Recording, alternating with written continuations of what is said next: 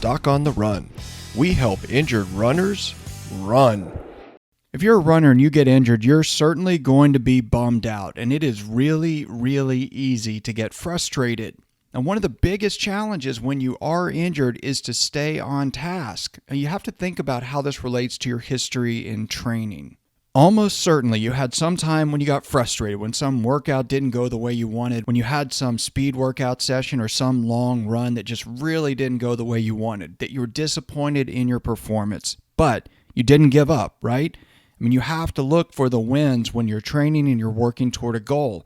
The same holds true for when you have a running injury. If you get injured and you stop running and you're laying off of running for some period of time, whether it's days or weeks, you really have to celebrate the little wins when you get back to running. Now, for most runners, my experience when I work with injured runners, when I do consultation calls, is that most runners beat themselves up unnecessarily. They really don't celebrate these little wins. Let's say you get injured and your doctor tells you have a stress fracture and you can't run for 6 weeks. And you give me a call and we talk about it and we realize that it's not really a stress fracture. It's actually something more like a stress response or a mild stress reaction. It's not really a true stress fracture. So based on what you tell me, based on the way it feels, based on what you feel when you're actually doing things to test it, we decide you can actually start running sooner, a lot sooner. And then you go out for a short run. Well, you have to remember that you have to consider that run a true victory. It's a win. I mean, you're running weeks in advance of when some other doctor or your running buddies or your coach or whoever told you that you would have to stop running. So basically, you're getting back to running way ahead of schedule,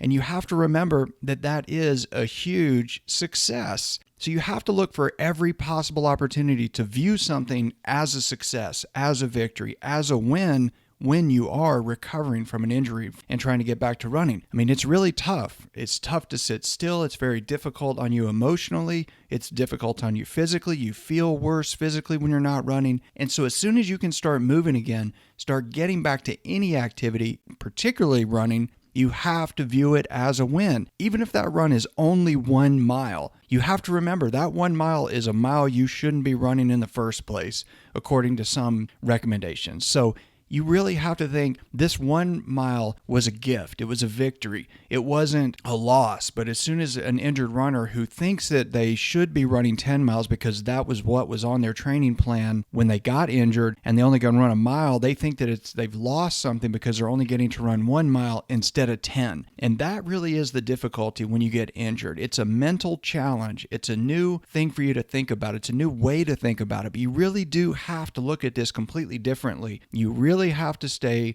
glasses half full. You really have to stay positive. You really have to look for the little victories. If you really want to have a positive mindset that will help you build on those successes and continue to get stronger and actually get back to running sooner.